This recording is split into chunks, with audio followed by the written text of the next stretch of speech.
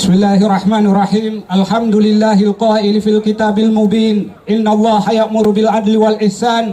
Kama qad qala fi ayatin ukhra. I'dilu huwa aqrabu lit taqwa wattaqullah. Wa qala aidha wa idza hakamtum bainan nasi an tahkumu bil adl. Assalatu wassalamu ala rasulihil mustafa wa ala alihi wa sahbihi ajmain. Saudara pengurusi majlis, seluruh pimpinan Parti Keadilan Rakyat, Reformis, NGO yang turut hadir, Saudara Anwar Ibrahim yang bakal tiba, saudara-saudara hadirin hadirat sekalian, Assalamualaikum warahmatullahi wabarakatuh. Salam sejahtera, salam reformasi. Program ini, ketakutan mereka kepada perkataan reformasi mengingatkan saya pada peristiwa beberapa tahun lepas, jatuh tepat pada 4 hari bulan April 2006, hari jadi Parti Keadilan Nasional. Saya menganjurkan satu program yang bernama Baca Puisi Reformasi. Belum sempat program diadakan, jam 6 petang, Putra Balok dikepung 5 truk dari PGA Galing Camp. Saya kira setelah beberapa tahun, setelah hampir 6-7 tahun, ketakutan itu sudah mulai pudar, ketakutan itu sudah mulai reda. Bahkan kadang mereka juga menggunakan perkataan reformasi. Tetapi rupanya tidak. Program pada malam ini, seperti kata pengerusi majlis, terpaksa ditukar tempat sebanyak 3 kali. Dari perancangan asal di Padang Kemunting, sebab kita pernah mengadakan program ketika kempen pilihan raya umum dulu, bertukar ke Mahkota Aman, dan akhirnya kami bertandang ke Berjaya Permai. Saya pernah tinggal di sini di lorong nomor 7 lorong 8. Jadi akhirnya sampai ke sini. Adakah kami gentar? Adakah kami takut? Adakah kami berputus asa? Tidak sama sekali. Dalam sejarah Parti Keadilan Rakyat, kami pernah mengadakan kongres di Tokong Cina. Itu pun tidak apa. Sepatah kata Anwar, lagi ditekan, lagi kami lawan. Lawan tetap. Lawan tetap. Lawan sampai menang. Itulah reformis, itulah reformasi, itulah Parti Keadilan Rakyat. Kenapa mereka takut sangat dengan perkataan reformasi? Reformasi cuma bermaksud kami mahu mengubah apa yang tidak betul dalam sistem kerajaan yang sedia ada. Itu sahaja.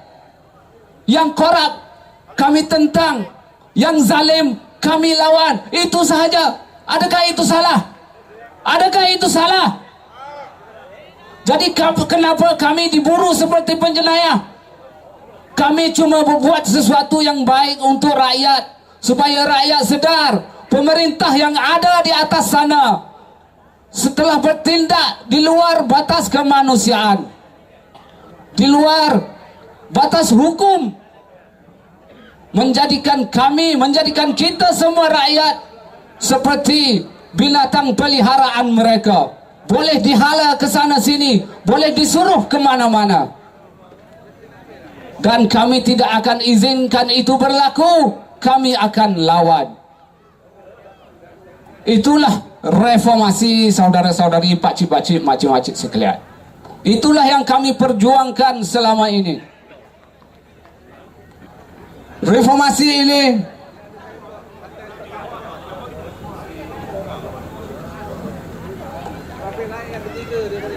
atas nama reformasi, mereka tuduh kita sebagai pengkhianat kerana cuba menghasut rakyat untuk menentang mereka. Kami tidak mahu merosakkan negara. Kami tidak mahu merosakkan bangsa kami sendiri. Kami cuma mahu menentang kerajaan yang korup. Kami cuma mahu menentang kerajaan yang zalim. Kami dituduh pengkhianat. Ya, kami khianat. Kami khianat kepada UMNO dan Barisan Nasional kerana kami sayangkan rakyat Malaysia. Kami khianat kepada UMNO dan Barisan Nasional kerana kami tidak mahu melihat negara ini menjadi bankrupt dan muflis satu hari nanti, yang akan menyusahkan kita semua sebagai rakyat di sini. Tidak cukup dengan itu. Tidak cukup dengan itu mereka mengatakan kita ini di Barisan Pakatan Rakyat dengan gelar berbagai macam. Kami dituduh agen asing, kami dituduh agen Amerika, kami dituduh agen Yahudi, kami dituduh agen Singapura, kami dituduh agen Cina dan sebagainya. Ya, kami di sini di pentas ini membawa suara sebagai agen. Kami adalah agen rakyat jelata. Kami adalah agen untuk menyampaikan suara rakyat yang susah, yang tidak dapat menjalani kehidupan dengan sempurna akibat tekanan-tekanan dasar-dasar yang telah menjerut dan membuatkan rakyat terjerit. Kami bangkit bagi pihak rakyat untuk menjadi agen mereka atas nama, sekali lagi, reformasi. Kami cuba mengubah apa yang ada di atas sana.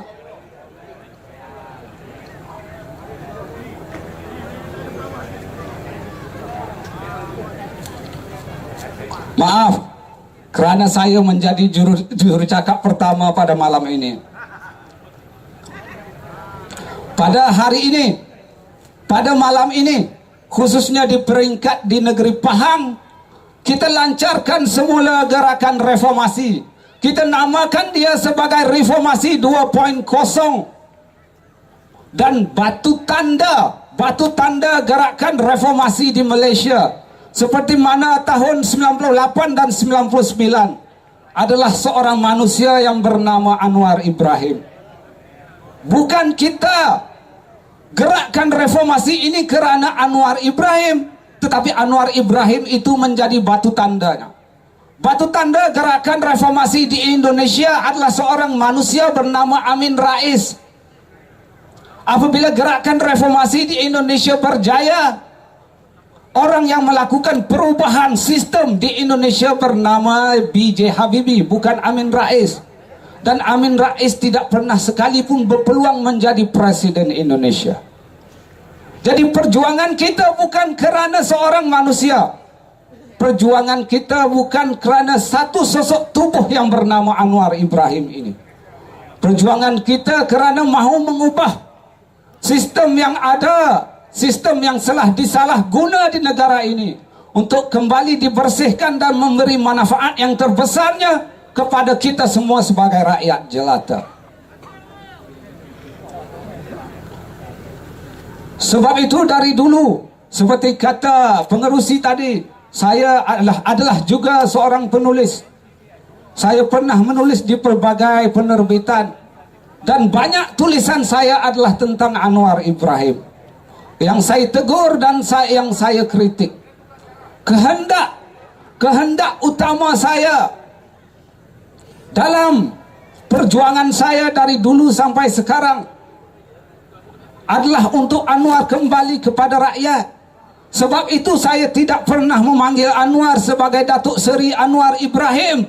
Saya memanggilnya sebagai saudara Anwar Ibrahim. Saya mahu dia kembali bersama dengan rakyat. Dia adalah sebahagian dari rakyat, lambang perjuangan rakyat. Bila dia jatuh, kita bangkit mempertahankan dia. Bila dia dizalimi, kita bangkit memperjuangkan nasib dia.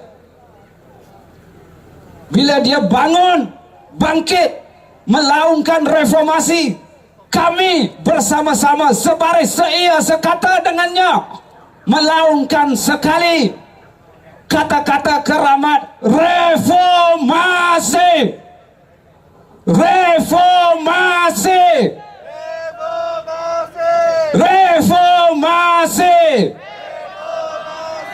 Reformasi.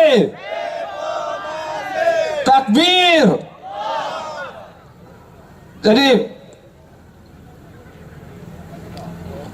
reformasi ini dilancarkan semula sebagai persegaran untuk kita mengingat kembali perjuangan rakyat yang kita mulakan sejak tahun 1998.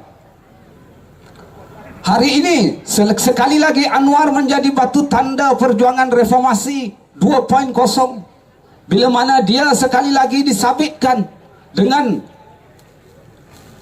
sabitan yang sama seperti 98-99 dahulu. Skrip dramanya hampir sama, pelakonnya cuma pelakonnya yang berubah. Pelakonnya adalah orang lain yang sanggup untuk bercerita tentang bontok dia sendiri. Itu sahaja dramanya. Skripnya hampir sama, orangnya sahaja lain.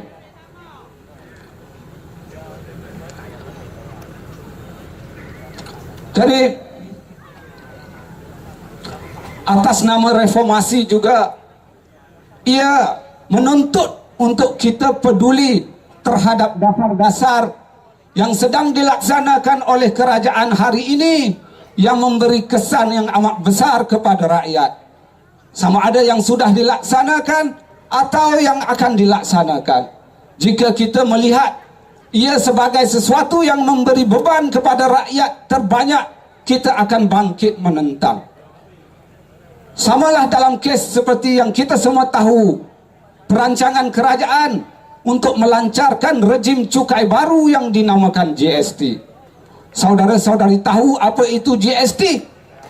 Iklan TV mengatakan GST menghapuskan sistem cukai sekarang yang cukai 2 kali. GST menjadi cukai sekali sahaja. Ada betulnya, saya tidak kata itu bohong. Ada betulnya. Tapi biar saya terangkan siapa yang terkesan dengan cukai baru ini. Hari ini jika saudara-saudari pergi ke hotel atau minum di restoran-restoran mewah, saudara akan dikenakan cukai jualan dan cukai perkhidmatan kerajaan. Itu pun dinamakan GST, Government Service Tax. Tapi bukan GST yang akan dilaksanakan ini. Dan juga cukai jualan. Cukainya 16%. Jadi selepas pelaksanaan GST, semua cukai menjadi flat rate, sama rata 6%. Jadi orang yang pergi ke hotel akan mendapat untung, orang yang makan di restoran mewah akan mendapat untung. Tapi adakah orang berjaya permai yang tinggal di rumah murah pergi ke hotel? Adakah orang berjaya permai yang tinggal di rumah murah makan di restoran-restoran mewah, makan di gerai-gerai di sini, di restoran, di kedai makan di depan sana? Tapi selepas GST, kedai makan tu pun akan kena cukai 6%. Gerai-gerai yang menjual makan pagi dan makan malam, masakan panas ni pun akan dipaksa untuk didaftarkan dan membayar GST. Dan pembayar terakhir yang terpaksa membayar cukai itu adalah kita semua, pengguna rakyat jelata. Ia mungkin bagus bagi sesetengah negara yang tak ada sumber hasil, yang terpaksa bergantung sepenuhnya kepada dasar percukaian mereka, seperti Singapura, sebab mereka tak ada hasil bumi. Jadi macam mana mahu menjana pendapatan negara? Tentulah melalui sistem percukaian yang agresif seperti GST, atau di Amerika mereka memanggil VAT, Value Added Tax. Di negara kita, dari sejak merdeka, kita tidak putus-putus dianugerahkan Tuhan dengan hasil bumi. Dari getah ke timah, dari timah ke kelapa sawit, dari kelapa sawit ke petroleum, biji besi, tidak pernah putus. Pendapatan negara hari ini, persekutuan, melebihi 200 bilion setiap tahun. Dan itu membuktikan bahawa kita tidak memerlukan satu rejim cukai yang begitu agresif dan begitu mendesak rakyat, terutama rakyat-rakyat kelas bawahan.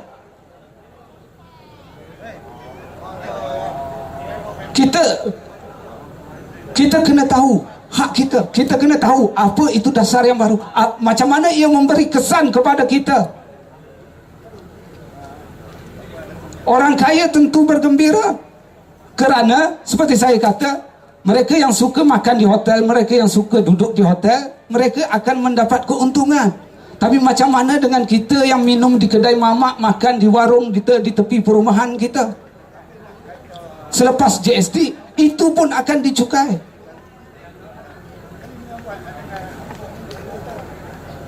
Jadi